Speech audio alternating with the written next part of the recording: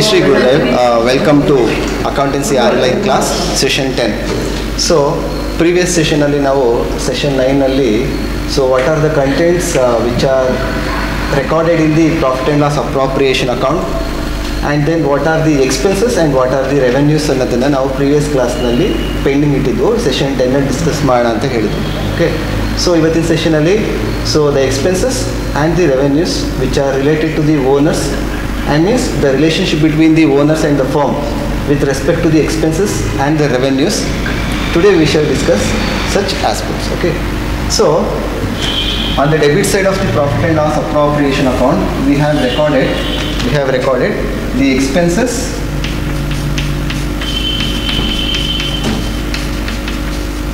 related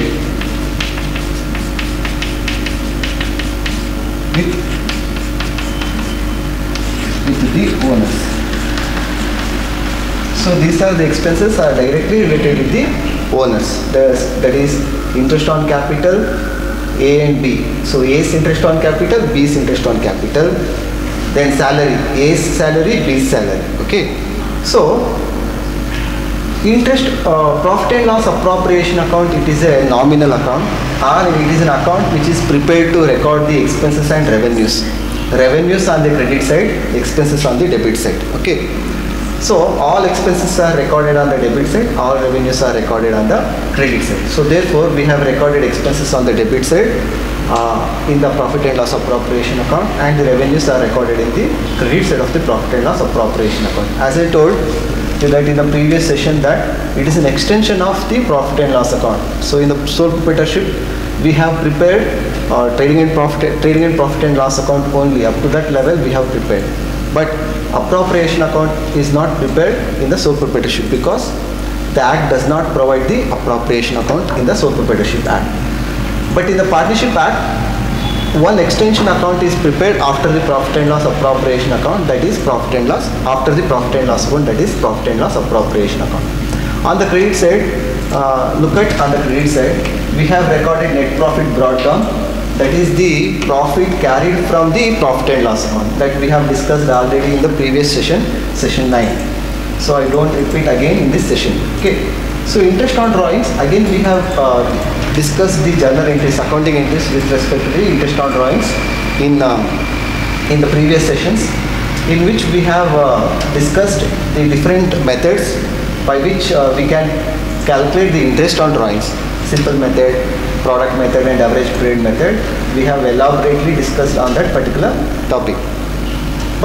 And we have also discussed the interest on drawings, and why interest on drawings is credited in the profit and loss appropriation account, that has also been discussed. Again we will look at the accounting treatments on these aspects. Okay, so interest on drawings from the firm's point of view, it is a revenue, therefore we have recorded on the credit side. So these are all what you call interest on capital, salary, interest on drawings. These are all the transferring entries which is done at the end of the financial year, right? So interest on drawings, it is a what you call year-end transaction. So we have passed several entries. So in order to record interest on drawings on the credit side, so these are all the revenues. I have quoted only three aspects. One is interest on capital and salary, and in interest on drawings. Interest on drawings, revenue. Interest on capital is expense. Salary is expense.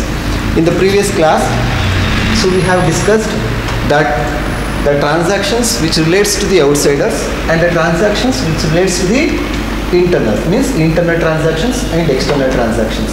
So external transactions in the Partnership Act 1932 are recorded in the profit and loss account and trading account, and the transactions which relates to the outsiders or insiders are between the owners is recorded in the profit and loss appropriation account. Particularly transaction means particularly expenses and revenues. Okay, then so I don't discuss the interest on drawings, accounting interest for interest on drawings, that we have already discussed. So today we will focus on the interest on capital, accounting interest for interest on capital and salary. Okay, so interest on capital, it is an expense, right? Interest on capital, it is an expense. So interest on capital payable, interest on capital payable, interest on capital is due, which means it is one transaction in which two aspects. We can find the two aspects. One is interest on capital, another one is owner. So therefore the journal entry is, interest on capital account debit to A's capital account to B's capital account. See, the capital account is created because it is a liability increase, though therefore capital is created.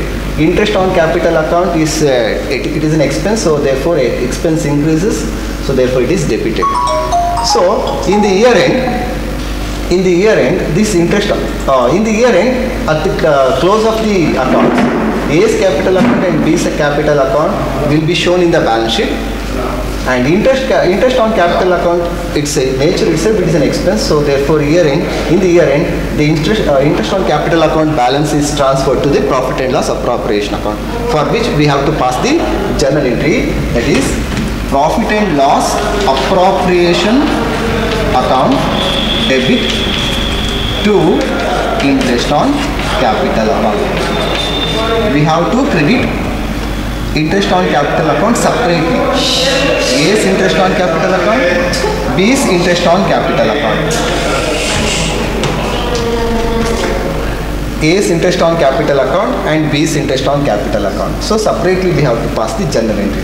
So for example, A's interest on capital account, B's interest on capital account. Okay. So after passing the second entry, okay, in the profit and loss account, interest on capital will be replicated on the debit side of the profit and loss appropriation account. See the debit side, profit and loss appropriation account. See the profit and loss appropriation account debit to interest on capital. See here, profit and loss appropriation account debit to interest on capital. Okay. So if you come to the salary in total are called remuneration. Remuneration means it may be salary, commission, brokerage. Okay. So here I have taken salary as a remuneration. So salary to A, salary to B. Okay. In case agreement permits, so the salary can be paid to the partners. So here I have mentioned the salary. Okay, A and B. What will be the journal entry for salary? If in case it would come under the profit and loss appropriation account on the debit side. Same journal entry we have to pass. Instead of interest on capital account, we have to mention salary account. See, salary account debit to A's capital account to B's capital account. At the close of the accounts, salary account, the salary account balance is transferred to the profit and loss appropriation account. So the entry is profit and loss appropriation account debit to salary account. Okay. So focus on this particular entry. That is shown in the profit and loss appropriation account. See the profit and loss account debit to salary account. Okay, so these are the transfer entries. So again I repeat. So profit and loss appropriation account, it is an extension of the profit and loss account as per the Partnership Act 1932. So those expenses and revenues which relates to the owners, which relates to the partners, are separately recorded in the profit and loss appropriation account. And in the previous class I have explained what do you mean by appropriation of profits in the previous class. Okay. So after recording all these expenses and revenues in the profit and loss appropriation account, you have to balance the account or you have to close the account. So always credit is more than debit. So credit side is income or revenue. So out of revenue, deduct interest on capital and salary. The remaining is called profit. The remaining is called profit after appropriation. This particular part is called profit after appropriation. This profit is distributed to the partners in the profit sharing ratio as per the partnership deed. If the deed does not tells about the ratio, the profit will be distributed equally to A and B. Okay. So this profit is distributed to the partners. In the previous year, you have experienced that the net profit which is calculated in the sole proprietorship financial statement, when preparation of financial statements in the sole proprietorship form. So the profit, the final profit is added to the owner's capital account. So similarly, the available profit is the part of it has to be distributed to the owners. That profit increases the capital balance. In case loss decreases the capital balance. Again, profit, it is an obligation. From the firm's point of view towards the owners. So the ultimate profits have to be distributed to the owners in the profit sharing ratio in the profit and loss appropriation account. Okay, this particular part will come for 6 marks in the annual examination.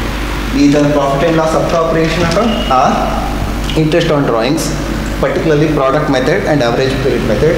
The student should focus on these aspects in order to get the 6 marks. If there is any doubts with respect to this session, you can quote your comment on the YouTube comment section. Okay. Thank you for watching this session.